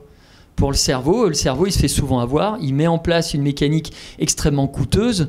On va générer un taux d'oxygénation plus fort, un taux de sucre plus fort. Derrière, vous avez de l'hyperglycémie, de l'hypertension, des risques au niveau du système immunitaire, etc., etc. Et donc, on ne vit que sous tension par rapport... Il y a plein d'explications. L'éducation... Quand je vois qu'une Céline Alvarez qui va sur le plateau d'On n'est pas couché et qui se fait dézinguer par les critiques, elle a une posture qui est particulière, mais quand même, elle avait un message à passer. Il y a tout de suite un rejet des institutions. Et Tessa peut en parler aussi, parce que moi, je le fais plus maintenant, mais pendant 7 ans, j'allais faire des talks à l'ENA. Et il y a plein de bonnes intentions, en fait, là-bas. C'est-à-dire, ils voudraient changer les choses, ils voudraient modifier des séquences d'ADN de leur job, mais ils te disent, mais attends, le truc a tellement été cadenassé par les générations d'avant, tu as tellement d'alinéas sur le descriptif de notre poste, que si tu t'attaques à ça, enfin, tu meurs, quoi, tu finis dans un petit bureau tout gris, et c'est foutu. Donc il y a aussi des cadenas qui ont été posés, et qui sont un espèce d'héritage extrêmement lourd pour les managers d'aujourd'hui. Et je rejoins ce que dit Tessa, il y a une... Enfin, moi-même, mes étudiants qui rêvent des fois comme ça, qui fantasment sur le métier du manager, quand tu rentres un peu dans la description du truc, dans les risques que tu prends à faire ça, ce métier qui est quand même dans le top 10 avec les acteurs de Cinoche et les traders, où tu as le taux le plus élevé de divorce, etc. Bon, bref, c'est pas facile. Donc effectivement, il y a plein de causes, et puis il y a aussi des causes génétiques, et puis génétique, on pourra en parler, mais là, ça vous ferait un peu peur. Est-ce que le sondage dont vous parlez, c'était quelque chose qui était paru il y a 3 ans, qui montrait qu'on devait être le 240e pays dans le monde pour le pessimisme, et donc on était, je crois, juste au-dessus de l'Angola à l'époque, dans ce sondage-là. Et quand on regardait... Les sondages mondiaux vont dans le même sens. Voilà, ouais. Donc, je pense qu'il y a quelque chose quand même fondamentalement qu'on ne comprend pas. Moi, je pense qu'on n'a pas l'explication, parce que des pays dans lesquels il y a de l'injustice, il n'y a pas qu'en France. Des pays dans lesquels il y a des problèmes d'éducation et où il y a une compétition exceptionnellement compliquée pour les enfants, il y en a plein d'autres. Et pourtant, il n'y a pas nécessairement... alors, qu'est-ce qu'il y a dans notre culture? Là, on parlait de Lucchini. Quand il faisait cette réplique, il était en train de refaire le Misanthrope. Donc, je ne sais pas si vous avez vu ce film où, avec Christophe Lambert, et Christophe Lambert lui pique le rôle. Et à la fin du film, c'est une explication, c'est une scène absolument magique où on comprend ce que c'est que la jalousie. Parce qu'il est à l'arrière de la salle, et Christophe Lambert a un blanc devant le public le jour de la première. Il n'arrive pas. Et là, Lucchini est à l'arrière, dans l'ombre, le regarde, et récite lentement, avec sa manière particulière de son phrasé particulier, il dit les vers. Hein, et donc c'est une pièce de Molière, c'est pas une pièce de Shakespeare. Est-ce qu'il y a une explication du coup culturelle? Peut-être. Allez-y, oui. Je m'appelle Nelly Gastou, je suis dirigeante de TPE et un programme exécutif à l'EM. Je voudrais juste rebondir sur la jalousie. J'ai vu une vidéo il n'y a pas longtemps, c'est un exemple un petit peu positif, donc c'est la preuve que ça existe et que c'est possible. Une entreprise qui est située à Nantes, une PME qui s'appelle Proginov, qui a eu le trophée de l'entreprise la plus bienveillante de France en 2018. Et j'écoutais le PDG parler, il expliquait justement qu'il travaillait il avait mis en place beaucoup de choses dans son entreprise pour qu'il n'y ait pas de jalousie. Et il a insisté sur l'importance de la transparence. Tout le monde dans cette entreprise sait combien gagne son voisin. Voilà. Et les intervalles entre les salaires les plus bas et les salaires les plus hauts sont très faibles. Et je trouve que cette question de la transparence, elle n'est pas suffisamment abordée. Le pouvoir de l'information, souvent qui est utilisé dans les entreprises, agit de façon néfaste sur le bien-être des salariés, sur la santé des salariés. Et je pense que plus de transparence, avec des actions, des outils adaptés, une communication plus claire et plus limpide, peut s'avérer quand même efficace. Et la preuve, là, dans cette entreprise, ça marche. Et les salariés ont été interrogés, questionnés. Et effectivement, il y a vraiment... il n'y a pas de jalousie, quoi. Il y a vraiment beaucoup de bienveillance. Et ce n'est pas juste dans une charte où... il y a une vraie volonté des dirigeants pour travailler sur ces aspects-là. Voilà. Est-ce que la transparence est une dimension de l'exemplarité, Tessa ? La transparence, elle est liée à la justice, parce que pour pouvoir être transparent, il faut que je puisse m'appuyer sur des procédures qui sont justes. C'est-à-dire que je puisse pouvoir vous expliquer pourquoi vous êtes à ce niveau de salaire et pourquoi quelqu'un d'autre va être à un autre niveau de salaire. Vous savez qu'en France, ce que je disais tout à l'heure, ça n'a jamais été tellement notre culture. C'est plutôt dans des logiques d'honneur, etc., pour envoyer sur les dimensions culturelles. Donc on a peu travaillé la procédure, ce qui nous met en difficulté à certains moments. Il y a des entreprises qui sont prises dans des historiques sur leur logique de rémunération, très compliquée. Pour certains d'entre vous, les connaissez peut-être avec « Ah oui, excuse-moi, mais c'était un historique. » Voilà. Donc, quand l'entreprise, de manière systémique, portée par un patron exemplaire, qui, lui, va aller jusqu'à afficher son propre salaire, expliquer pourquoi et accepter potentiellement qu'on l'interroge sur le fait qu'il le mérite ou pas. Après, bien entendu, sur la question de l'écart, c'est très important. Vous savez que Ford disait pas plus que 20.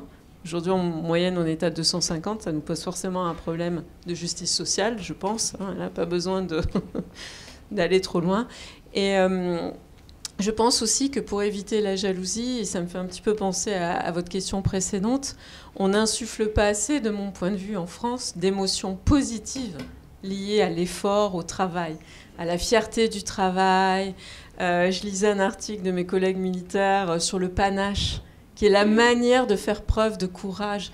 Voilà, ils cèdent, parce que c'est vrai qu'il faut faire preuve de courage par moment, mais ils cèdent en s'insufflant aussi des émotions positives. Et je trouve que peut-être qu'on est en défaut de ça, c'est-à-dire qu'on est très clairement dans le savoir ce qui ne va pas, pouvoir faire la critique, comme disait Guillaume. Par contre, insuffler de la fierté à un enfant qui progresse malgré des difficultés scolaires, insuffler de la fierté à un collaborateur qui prend du management, même si à certains moments, il est chamboulé par l'équipe. Donc vous avez raison, moi je pense vraiment qu'il y a moyen, mais il faut un leader qui montre l'exemple et qui puisse tenir la période de transition où forcément il y a des questions. Juste en rebond de ce que vous avez dit et de ce qu'a dit Tessa, l'émotion à la base, elle est faite pour circuler. Elle a une durée de vie qui est très courte. Si elle ne va pas, j'allais dire, de niche psychique en niche psychique, d'individu en individu. Et quand vous avez des émotions qui sont hautement bénéfiques pour le collectif, je crois justement qu'elles doivent transiter. Et on a quand même tendance, en France, à les garder pour soi. Et moi, c'est ce que j'appelle l'effet Gollum. C'est-à-dire qu'à un moment, vous avez un truc qui est tellement puissant, qui est tellement fort en vous, mais si vous ne le partagez pas, ça finit par vous consumer de l'intérieur. Et la contagion émotionnelle, elle montre ça. Faut que ça transite. Alors après, il faut se méfier. Quand vous allez chez des traders et qu'il y a une joie exacerbée à un desk, les autres, ils font la gueule, quoi. Ils ne sont pas contents, ça crée une mauvaise ambiance. Mais quand vous arrivez un petit peu à structurer ça, dès le début, à habituer les salariés à ça, à festoyer en fait la fierté. C'est aussi on célèbre en fait et dans le BTP ils le font très très bien. Chez Vinci, je sais pas s'il y a des gens de chez Vinci, mais moi je me souviens quand je discutais avec Xavier Huillard à l'époque, il était vachement dans cette culture de on partage une réussite collectivement et là l'émotion elle transite. Et là elle crée un contre-feu à ce hub émotionnel négatif qui gagne la société mais qui gagne aussi nos entreprises en particulier. On va prendre une dernière question et ensuite les intervenants seront à votre disposition si vous voulez prolonger, mais on est un peu pris par le temps. Allez-y, madame. Merci. Oui, j'ai l'impression que quand dans une entreprise, il y a quelque chose qui peut être mis en place pour améliorer les situations, etc., c'est souvent par la volonté d'un des hauts placés, en tout cas. Et est-ce que vous trouvez en général que c'est parce que vraiment il y a cette personne qui a une conviction profonde, ou est-ce que en venant de l'extérieur, on peut arriver à la convaincre et à ce moment-là, comment ? Est-ce que c'est par le biais de la performance, je sais pas, des résultats des études scientifiques, etc. Enfin, comment est-ce que vous voyez ça ?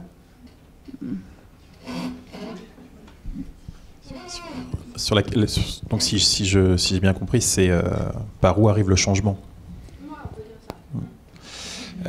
Alors on n'est pas tous d'accord à l'école et on le voit parce que c'était encore hier, j'ai des étudiants, j'ai un collègue qui m'a dit que leurs étudiants leur avaient dit oui non mais on a un autre professeur qui nous a dit que le changement quand même la plupart du temps il est top down et il n'est pas bottom up et lui il nous disait le contraire.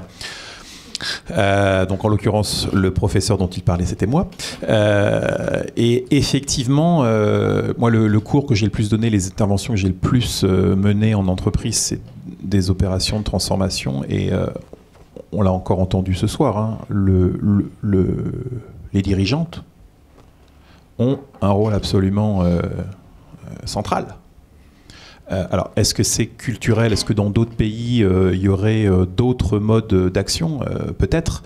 Mais en tout cas, dans notre pays, où bizarrement, on a quand même une culture du chef qui est très, très, très ancrée, quand on n'a pas l'assentiment de la direction, quand on ne se sent pas porté par la légitimité, c'est beaucoup plus compliqué. Alors là, je parle de l'entreprise.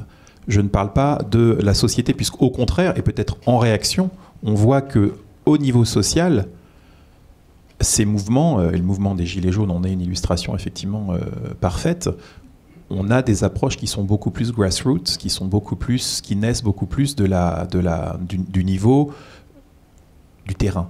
Mais dans les entreprises, compte tenu, à moins que l'entreprise soit structurée de manière organique pour permettre une très grande autonomie, il y a un certain nombre de décisions qui doivent être prises, même si cette décision consiste à dire, au final, ça ne sera pas moi qui vais piloter le changement, ça sera vous. Mais déjà, ça, c'est une décision. Oui, puis juste un petit point, vu que tout le monde regarde en haut, quand il ne sait pas où aller, regarde un petit peu autour de soi. Je regarde mes collègues, hein, bien entendu, mais je regarde quand même les figures d'autorité, donc mon manager, mon N+1, mais mon dirigeant aussi. Et c'est aussi pour ça qu'ils doivent incarner le changement, parce que tout le monde les regarde, donc eux doivent modifier leur comportement. Et il faut quand même reconnaître qu'aujourd'hui, les comportements managériaux, les comportements émotionnels, cognitifs qu'on nous demande d'adopter dans l'entreprise, tout le monde n'est pas sûr d'y arriver. Donc il y a aussi un apprentissage qu'on appelle vicariant, c'est-à-dire j'apprends en regardant quelqu'un d'autre faire. Et le dirigeant, il a un rôle aussi de favoriser l'apprentissage de nouveaux comportements, pour pas qu'on reste bloqué dans des anciens comportements, tout en étant mal avec ces comportements, parce qu'ils ne sont pas adaptés effectivement à l'évolution de l'environnement. Donc quoi qu'il arrive, le leader a ce rôle-là. Par contre, là où je vous rejoins, c'est que de temps en temps, certains l'oublient dans l'exercice du pouvoir, surtout s'ils ont beaucoup de pouvoir depuis très longtemps. Ça, les études le montrent. Ils ont tendance à oublier à quel point ils sont observés et à quel point ils seront taxés s'ils ne font pas les changements. Donc effectivement, moi aussi, j'ai tendance à partager le point de vue de Guillaume.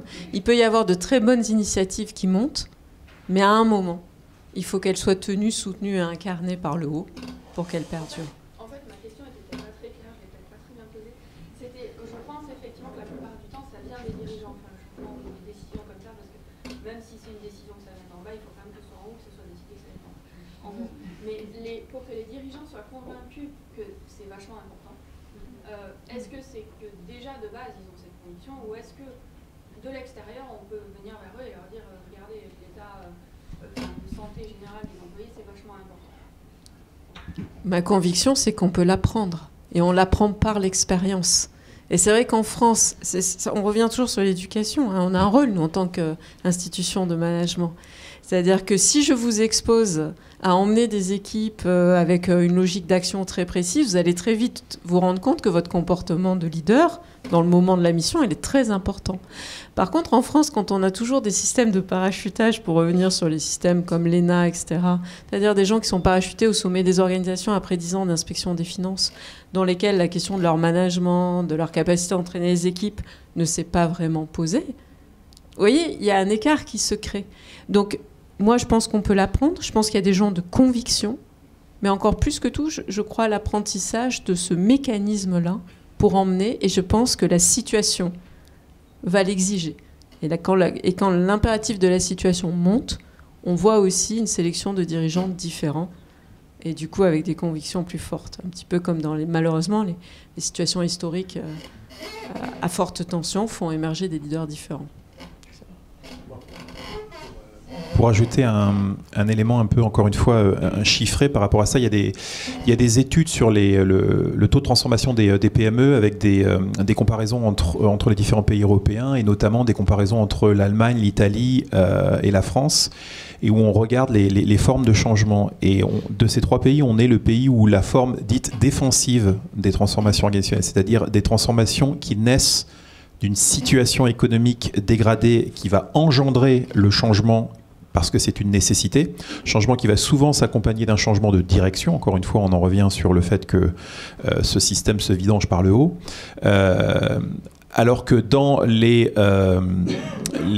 en Italie et en Allemagne, on a une proportion, hein, c'est évidemment pas binaire, mais on a une proportion de transformations qui sont plus sur ce qu'on appelle des opportunités de croissance, c'est-à-dire des transformations qui sont faites pour faire croître le chiffre d'affaires ou la rentabilité. Alors, est-ce qu'encore une fois, c'est l'exemple de traits culturels spécifiques peut-être, et à ce moment-là, ça montrerait que c'est vraiment des traits culturels profonds, parce que non seulement ils seraient partagés par nos élites, mais on a les élites qu'on mérite. Christophe, pour conclure, en quelques mots. Juste 30 secondes là-dessus, parce que moi j'ai entendu différemment ta question. C'était aussi comment tu induis ça dans le dirigeant. Moi je l'ai compris comme ça. Et je pense que quand tu viens avec une démarche scientifique, en tout cas on l'expérimente tous, que tu leur montres un petit peu des données chiffrées, que tu leur expliques les travaux que tu fais, terrain, etc. Parce qu'on est dans une culture cartésienne, parce qu'on est face à des gens qui sont aussi très diplômés, qui ont l'habitude de flots argumentatifs et de bien huiler, etc. Bah, je pense qu'on rentre paradoxalement sur un sujet comme l'émotion par cette voie-là, et ça les touche en fait. Et moi je pense que c'est toujours intéressant de leur parler des bénéfices qu'ils ont directement en tant qu'individu, parce que le patron souvent, en tout cas moi c'est ce que j'expérimente avec les patrons du CAC 40, ils pensent d'abord un petit peu à eux, tu vois, et plus longtemps ils sont en place, plus le truc a grossi, et voilà, ça tourne, ça rumine autour de soi-même, autocentré, etc. Ben, quand tu leur injectes un bénéfice personnel, derrière il commence à s'ouvrir. Le robinet commence à s'ouvrir peu à peu vers le CODIR, où tu peux commencer à faire des labs, des expérimentations, c'est ce qu'on te demande souvent. Et pour être plus précis encore, aujourd'hui, moi, quand je dois aller parler à des clients ou à des prospects, peu importe comment on les appelle, en fait, aujourd'hui, c'est le dirigeant. Et le dirigeant, et tu lui montres ce que tu fais, ou ce que les équipes font avec toi, ou sans toi, ou bref. Et c'est comme ça que ça marche. Et juste après, un dernier point sur, tu dis, il doit effectivement faire les choses et peut-être modifier les choses en même temps. Ça, c'est un nom en psychologie, c'est une posture méta. Et quand je demandais à Louis Schweitzer, bah tiens, c'est quoi pour toi l'exemple d'un manager, d'un dirigeant émotionnellement intelligent? Il prenait toujours, là je m'adresse aux vieux dans la salle, il prenait toujours l'exemple de Georges Besse, pour ceux qui aiment bien Faites entrer l'accusé, ça doit vous parler. Et il disait, bah, Georges Besse, en fait, il est capable d'incarner la stratégie. Et en même temps qu'il va voir ses équipes, parce qu'il avait cette intelligence de prendre le poids organisationnel, donc de ne pas se couper dans sa tour d'ivoire, et ben derrière, il modifiait cette incarnation. Et donc, il pouvait à un moment totalement avoir une vision alternative par rapport à son... Mais il était systématiquement en direct live dans ce type de modification, de mutation de sa pensée pour que ça se soit en résonance avec l'environnement, avec ses équipes, etc. Mais je pense que la petite graine, elle doit être beaucoup plus, on va dire... Enfin, elle doit être induite par des scientifiques plus que par des conseillers. Parce que la première chose qu'on me demande quand je vais voir un patron du CAC, enfin, qui me demande, c'est « Ouais, mais qu'est-ce que tu peux m'apporter ?» J'ai dit « Qu'est-ce que tu as besoin ?» Il ne sait pas trop. Il a déjà 30 conseillers autour de lui, en com, en strat, en tout ce que tu veux. Ben, je lui dis « Tu sais, une forme de courage managérial, on a parlé avant, cette espèce en voie de disparition dans les entreprises, qui équivaut aujourd'hui pour les chercheurs qui s'intéressent à l'émotion, à de la régulation émotionnelle. Il y a plein d'expériences en neurosciences sociales qui t'expliquent que tu peux expliquer le courage par ta capacité à réguler tes émotions et notamment ta peur. Et ben, ces personnes-là, à un moment, tu leur dis, bah ouais, mais coupe-toi de ça et reconnecte-toi aussi un petit peu. Tu as un ego suffisamment grand pour le faire. Fais-le, tu vas économiser en termes de masse salariale aussi, fais-le. Et donc, en fait, il y a plusieurs choses à écrémer ou à décanter pour arriver à un moment dans le cerveau du dirigeant et dire, ok, là, je te présente un truc objectivement. Et je pense que c'est là où il est quand même le plus réceptif, s'il veut vraiment changer. Sinon, il est juste téléguidé et il suit des conseils pseudo-avisés de mecs qui payent super cher et qui finalement le laissent dans la moyenne. Hein, on est bien un pays moyen, on est normaux, hein, le président normal. Tu vois, c'est ça, il reste là-dedans. Mais bon, bref, ça s'éteint et t'as pas de changement. Merci beaucoup Christophe, merci à tous, merci de votre attention. Pour ceux qui veulent prolonger le débat, il y a un cocktail qui vous attend et c'est un cocktail sans alcool pour rester dans la thématique de la conférence. Voilà, merci encore.